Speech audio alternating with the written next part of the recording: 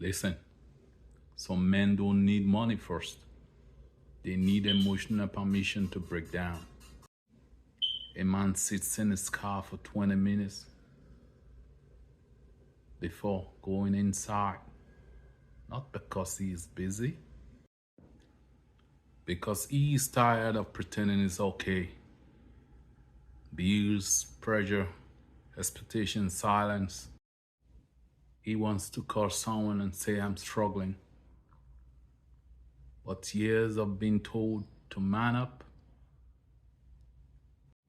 turned emotional honesty into shame.